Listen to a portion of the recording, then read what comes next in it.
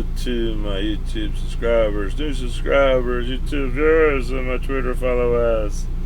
I found another YouTube video on 5 reasons RV parks will deny your reservations.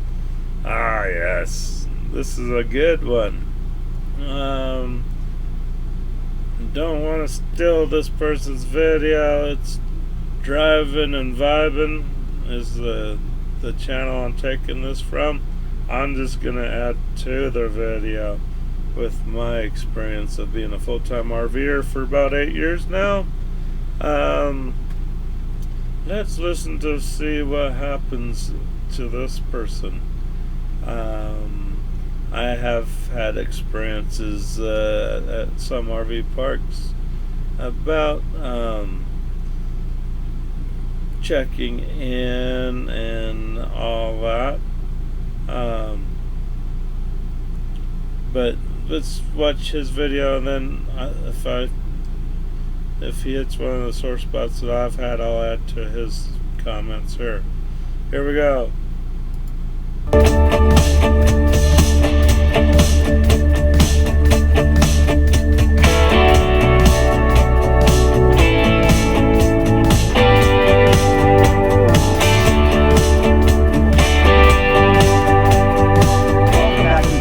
Thank you so much for being here today, and a huge shout out to RV Masterclass, a program that we are instructors of, offering courses on boondocking 101, preparing to full-time, and RV buyers bootcamp. We recommend you guys check that out. Very cool. But let's get into today's topic. It's all about being denied an RV park reservation. This may happen before you reserve it, being denied to make it, or in even some situations, you may be denied upon arriving to an RV park. Let's be clear, this isn't very common, but the one time it happens to you, it will be burned into your memories. So you don't want it to happen. There are preemptive things we can do to make sure this doesn't happen, and that's what we're going to go over today, as well as the 5 reasons why you might be denied. If at any time the info's going too quick, I'll link a blog article below. It has all the same info. You can bookmark it for future reference. First and foremost, I think it's very important to make clear that an open and honest line of communication is one of the most essential pieces to any of these things that might come up as far as RV park denials. You don't want to stretch the truth or tell a little lie about the size, the age of your rig, how many people are in your party, your dog. Be very upfront and very clear with an RV park as you make the reservation. That's just going to make sure that you don't run into a bad situation. The first way you might be denied at an RV park is because of your age. There are many RV parks, specifically in Florida and Arizona, where you have to be 55 or older to stay there. This is legal. The RV parks have full right to deny anyone under 55. This is the way it was written into law because the RV parks are aimed to cater towards the specific needs of senior citizens, and that's how they can get around it. But because that law and that rule exists, RV parks can deny you if you are under the age of 55. Some of those Yeah, I haven't run into age restriction, but yeah, every RV park that I've been to, when you go to a RV park and you don't have a reservation, you're traveling, but you're hitting RV parks on the way to stay and stuff, they always ask you how old, how long is your rig. Some RV parks do have restrictions on how old your rig will be. I don't know why that is, other than maybe they don't want a piece of shit rolling in and burning up in their RV park. You know, they don't want to have a travel trailer that has busted out windows or boarded up windows, kind of looking like the Griswold's uncle just drove up. Gonna be screaming shitters full pretty quick. But yeah, they'll ask you how long your travel trailer is or your motorhome is, how old is it, and they even might come out and take a look at it, especially if it's an older model. They might look at it. Most RV parks won't let vans or campers stay. I really don't know what that's all about, other than thinking maybe they've had people in vans and campers tear their ass out, hooked up to their sewer and power, and ripping all that shit out in water to go to the store, and they forgot they were hooked up, and they're not gonna put up with that crap. And that's real easy to do. It's even, with a motor home, at least you knew you hooked up that shit, and you don't have a backup car. And you probably spent $100,000 or plus for your motor home, so you pretty much know what the shit's going on with your shit. But even a camper these days, even campers are not fucking cheap. Those big ass campers on top of your truck, they could be about $20,000 or $30,000 fucking piece of shit things on top of your truck. But yeah, I don't understand why they don't like campers and converted vans that are turned into little homes on wheels.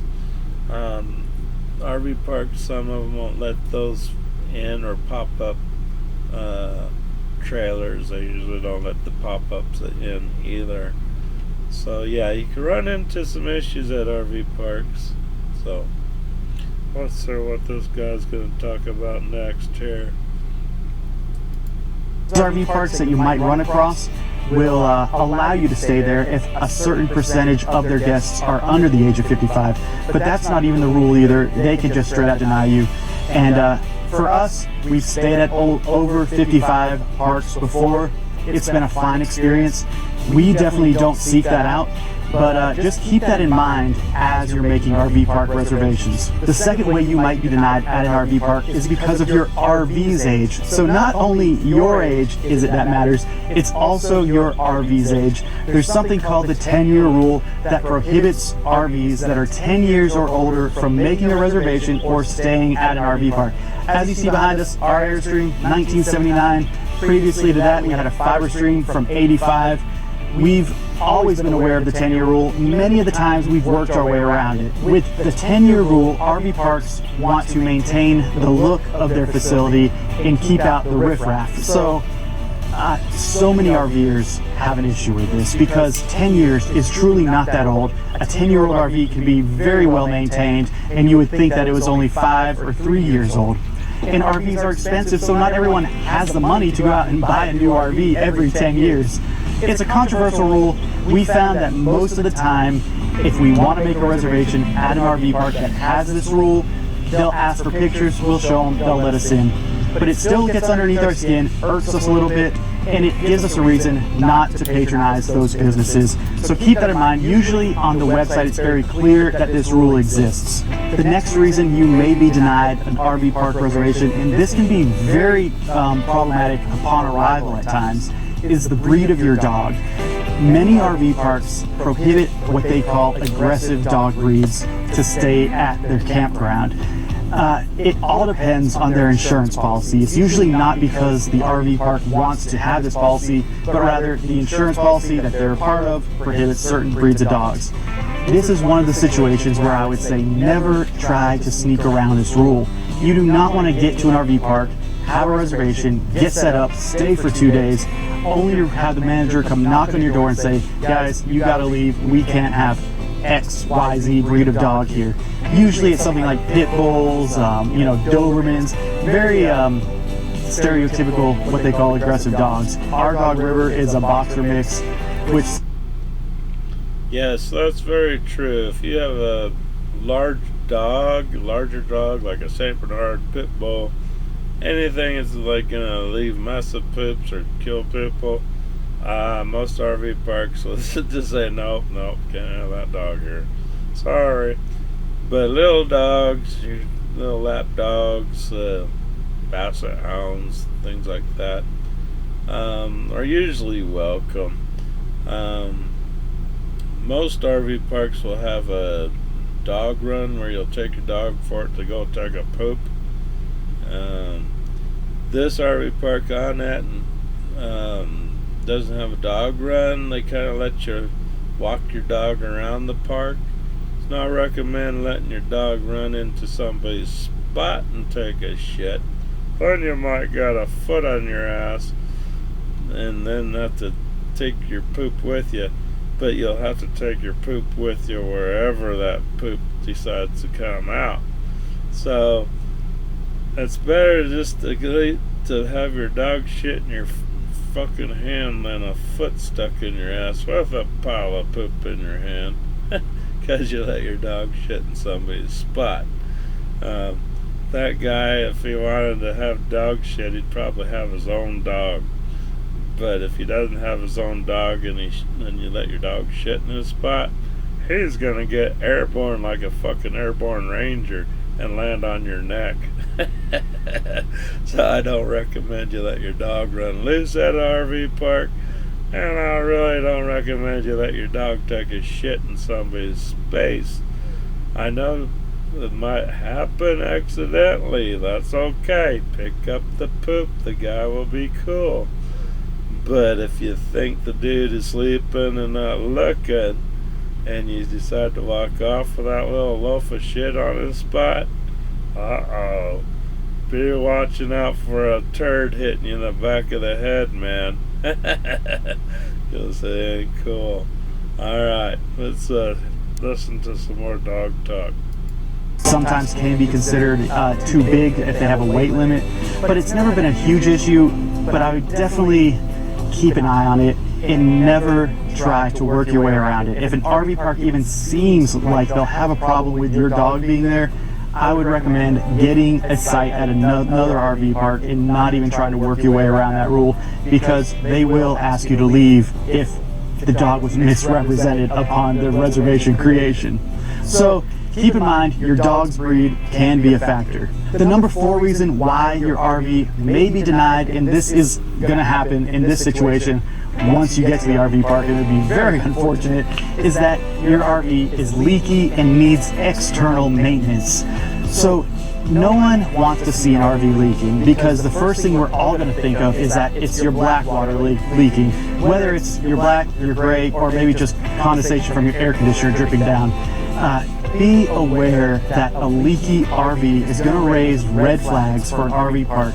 This is mostly going to be noticed if the park you're staying at has a concrete or cement pad or a paved pad where leaks become very apparent. If you're staying at a resort with a very nice cement pad and you have a puddle that's been collecting over a few days, there is a chance the RV park will ask you to leave, because maintenance is important. No one wants a leaky black tank. Even if that's not what it is, people might assume that. And the last and final way why your reservation might be denied at an RV park is that you have too many kids or too many vehicles. Every RV park has capacity rules per site.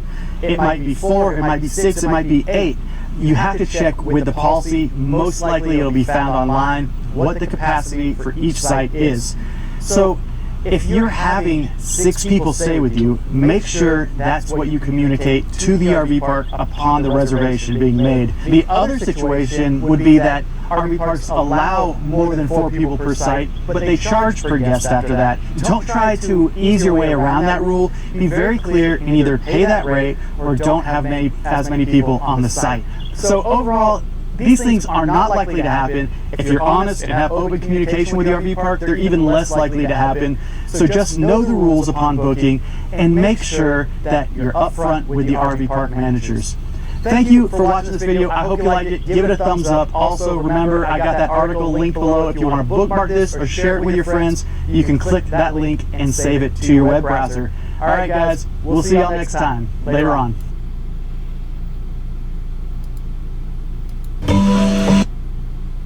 Yeah, he hit on some good parts about trying to stay at an RV park. The age factor. Sometimes, that's too bad, because I do love the old, like the 50s, 60 travel trailers. they're probably even built better than the ones that are built now. They're pretty cool looking, and they probably don't have a lot of whistles in them, or they might. A lot of people like to buy those old 30 or 40-year-old travel trailers and fix them up and make them pretty sweet. But yeah, I've always been asked how old my rig was. My rig now is about it's a old. My rig's a '04, so now what? 14 years old. So yeah, it's getting up there. So yeah, if you have an older rig and you maintained it on the outside, it doesn't look too bad. I don't care about what the inside looks like. They're looking for dents or missing pieces or broken windows and things like that, looking like you just found a bomb shelter somewhere. It's been kind of winged and you're trying to stay in it. That might get you denied in the RV park, and that would kind of suck, because if you're full-time RVing, it is nice to find an RV park. I like my RV park because it's out away from the city. We got Lake Nasworthy just a stone throw away. It's quiet out here. We have wildlife, and the city is not, like I said, too far away where I could go see a doctor if I need to. I could go buy groceries. I could go out to dinner or do something. Or if I just want a nice quiet time, I could sit out, smoke my pipe tobacco, and just listen to the wildlife and the bugs out there squeaking away. So it's pretty cool. The kid factors, yeah, there are some RV parks that probably won't let kids stay. This RV park kind of has the rule, if you have a lot of kids, they might not let you stay. This RV park's really not tailored for kids to stay. There's no playground, there's no swimming pool. If I was a kid, I'd be a little disappointed because there is nowhere to go. They have kind of a vacant 7-acre field that the dumpsters stay on, and they maintain that just a little bit. They cut the grass, but it's no field for a kid to be playing football or anything like that, because they don't keep that grass watered. It's pretty much just a dried up, grassy, yucky place where people take their dogs to take a shit, pick up their shit and throw it to the dumpsters. So being a kid here would probably suck unless your family brought a boat along and you're gonna spend most of your time during the day on the lake swimming and water skiing and fishing and things like that. Then this RV park would be awesome.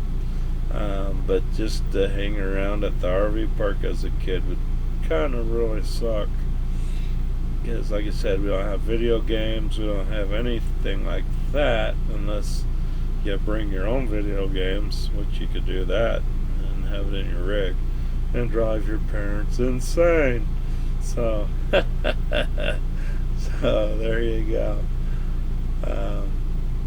But dogs are a big factor. If you have a big breed dog, you probably won't be able to stay at an RV park. If you have a yippy ass dog that barks at a fart, you probably won't be able to stay at the RV park for too long, because yippy dogs get a little annoying after a while. It's like, shut the fuck up, little yippy dog. I gotta do that with my chickens. My chickens do a little fucking rant once in a while. Start sound like little roosters, and like, what the hell, girls? Quit being lesbians, you're hens, and stop trying to be boys. So I have to get out there and quiet that shit down, because I don't want to lose my chickens or tell me to leave. because you got some noisy birds. So yeah, you gotta respect your neighbors. I know neighbors don't want to hear that shit. I know I don't want to hear that shit. So, oh no, it's a give and take, but at least the spaces are pretty far apart, so you have to really get outside the rig to hand somebody some coffee or some eggs, if you're willing to do that. There's a KOA out here by the lake, which the spaces are just like a truck stop, just window to window. You open up your windows and you're like, whoa, 80-year-old naked. Not a good look. Well, that's the thing too.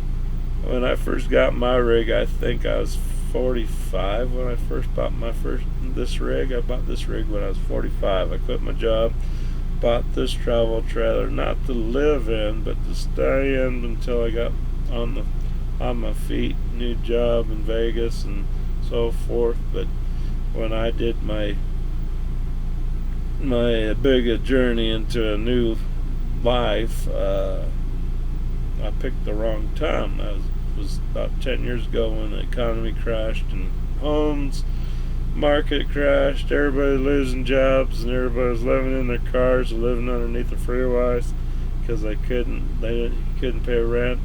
I feel like I'm in a full circle right now with this COVID virus bullshit. People will be starting losing houses, losing their apartments because they can't pay rents or mortgages because they don't have jobs.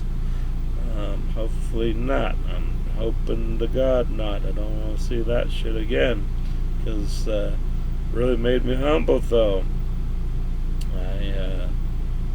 I got to see some really wealthy people that weren't doing too bad in Vegas because they had lots of money. They were buying up these houses that were on TV for foreclosures. And those poor people didn't have money to get them an RV or a travel trailer. They had to lose their shit and live in their car. And then they probably didn't have a car for long because they couldn't pay their car payments. So yeah, it was a fucking total fucking mess. I was like, oh fuck, at least my shit's paid off. I don't have any major bills. I'm just living off my 401k money, and I hope I don't go broke. I ended up going broke, but things have turned around just a little bit better for me, but I'm still living in a travel trailer. So yeah, you do have to watch your rig, maintain your rig. If you're gonna stay at an RV park, and like I said, staying at an RV park is the way to go. You don't want to be parked on the side of the street because the cop's gonna knock on your door. So you ought to go.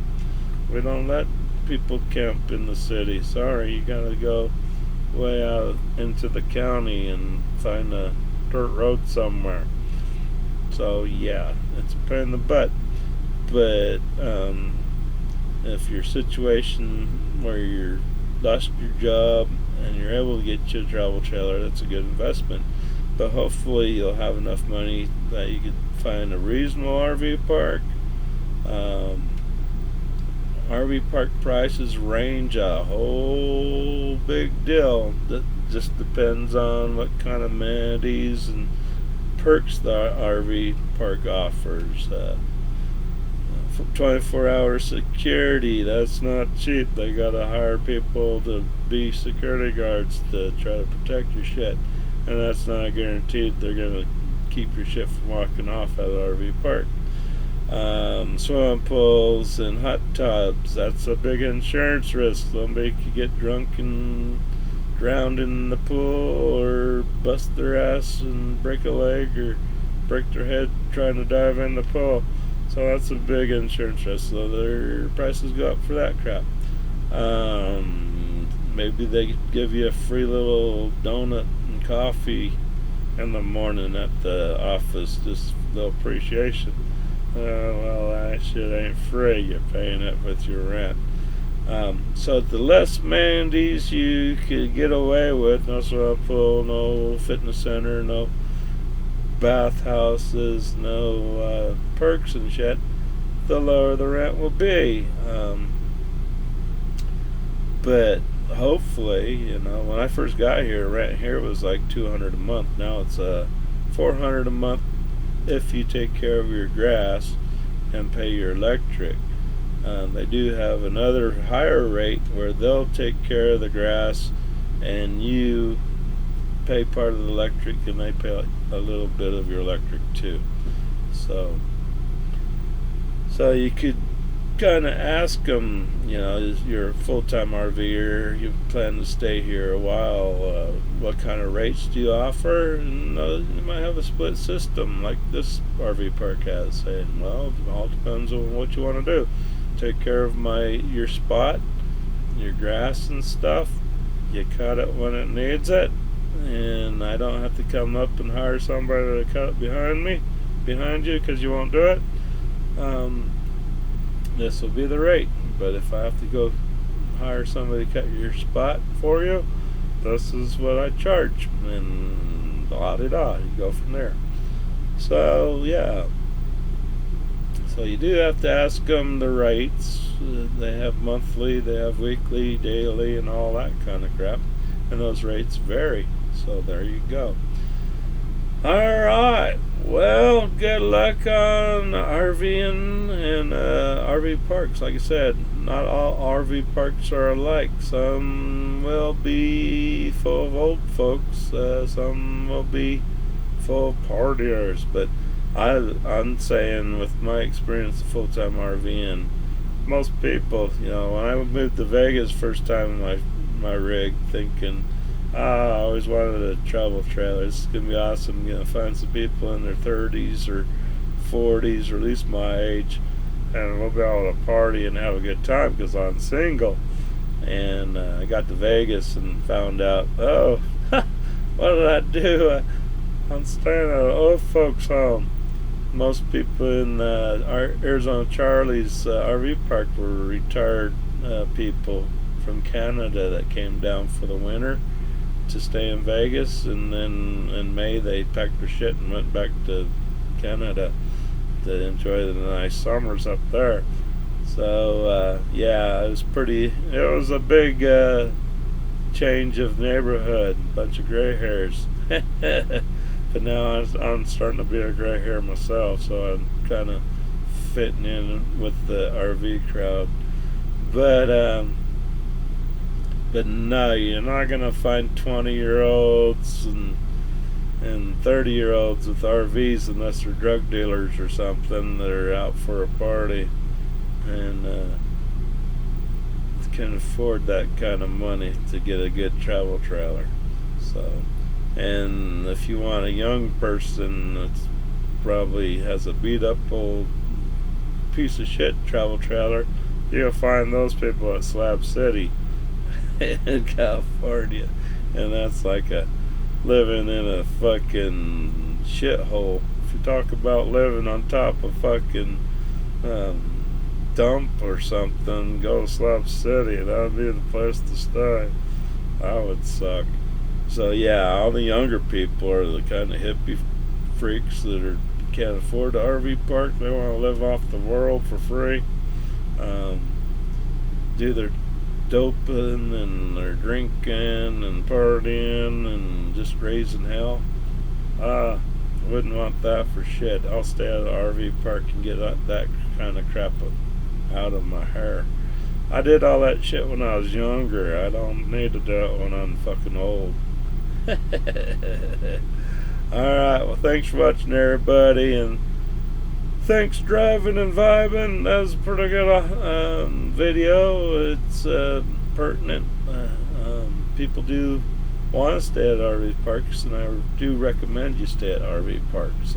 Like I said, some RV parks are way, way better than some. Some are fucking slab cities. It's kind of crappy, but they'll be cheap.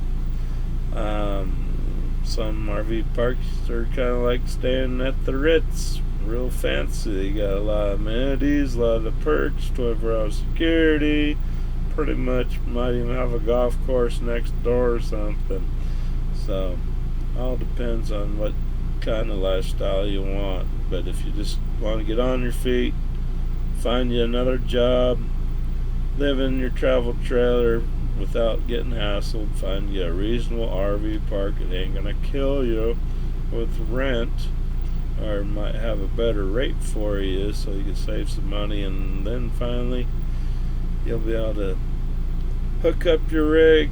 You either bought some land out in the county where you could keep your rig on it and live in that until you finally save up enough money to build you a house and live the dream that you always wanted to have. So meanwhile, you'll get humble. You'll learn about buying things that you need, not just what you want because everybody else has one. I need one. You do full-time RV and you'll find out you could probably have 4 or 5 of those. I want to buy that because everybody has one, but after that you'll start looking like a fucking hoarder. You'll have too much shit.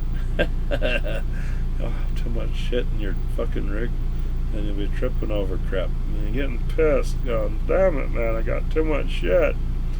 Alright, well, thanks for watching, everybody. Have a fun Saturday night. Talk to you later. Bye-bye.